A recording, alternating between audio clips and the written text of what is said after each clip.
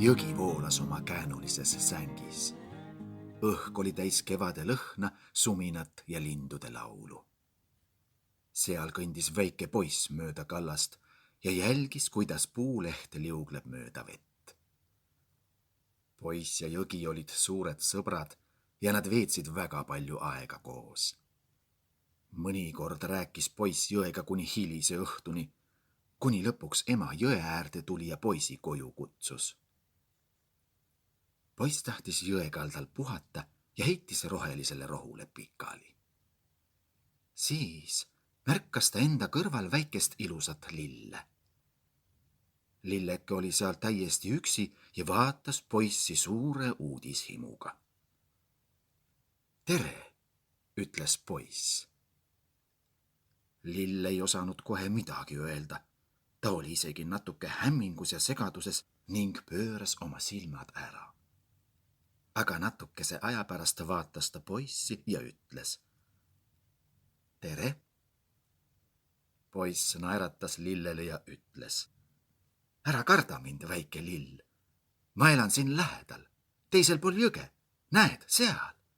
Näitas poiss käega kaugemal paistva maja poole. Lilleke tundis ennast nüüd juba palju kindlamalt ning naeratas samuti poisile. Mina elan siin, selle jõe kaldal, ütles lill. Olen sind siin jõe ääres varem näinud, lisas ta äratundmisrõõmuga. Oi, kas tõesti, oli poiss üllatunud.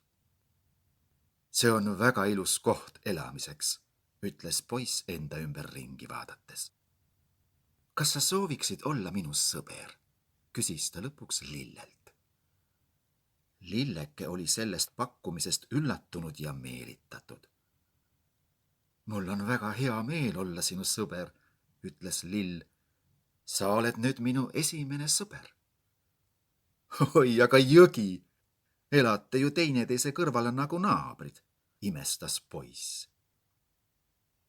Me ainult vaatame üksteist, aga me pole kunagi omavahel rääkinud ning pealegi olen ma nii väike ja vaikse häälega, et jõgi ei kuulegi mind, ütles lill. Minul on küll kõva hääl, ütles poiss, eriti kui ma naeran. Ja nad mõlemad hakkasid naerma. Aga siis rääkisid nad oma seiklustest. Poiss rääkis, kuidas ta ükskord jõepervelt oma peegelpilti vaatas ning äkitselt vette libises. Kuigi jõgi oli selle koha pealt õnneks üsna madal, ehmatas ta korralikult ära ja kuna ta ei osanud ujuda, siis otsustas ta selle kiiresti selgeks õppida. Nüüd ta ei karda vett ja on hea ujuja. Ujumine üle jõe ei hirmuta teda üldse, lausa vastupidi, talle väga meeldib ujumine. Lillel oli poisi üle väga hea meel. Ta ütles, et tema pole kunagi jões käinud. Aga ükskord sadas suur ja tugev vihm. Lillel ei olnud katust ega vihmavarju ja nii ta siis seisis seal vihma käes. Ta oli üleni läbi märg ja väljas oli väga külm. Lilleke rääkis, et ta oli juba meeleheite ääre peal, aga just sellel hetkel otsustas ta kindlalt vastu pidada, kuna sellises olukorras sai ta loota ainult iseendale. Mitte keegi ei oleks talle appi tulnud. Ja äkki jäi vihmi järele. Päike tuli pilve tagant välja ja tal hakkas jälle soe ja ta sai ennast kuivatada.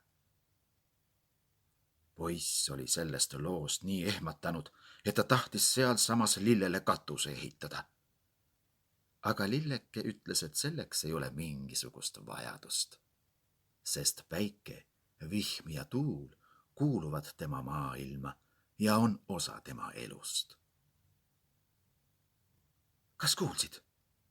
Keegi hüüdis, ütles lilleke äkitselt. Oi, see on minu ema, ütles poiss. Ma pean nüüd minema, ema otsib mind juba. Aga ma tulen sind homme vaatama ja ülehomme. Ma tulen sind vaatama iga päev, sest sa oled nüüd minu sõber ja sa meeldid mulle.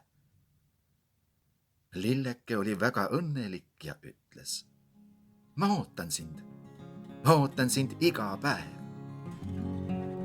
Suurt rõõmu tundes lehvitasid nad teineteisele ja mõtlesid, millise toreda uue sõbra ma täna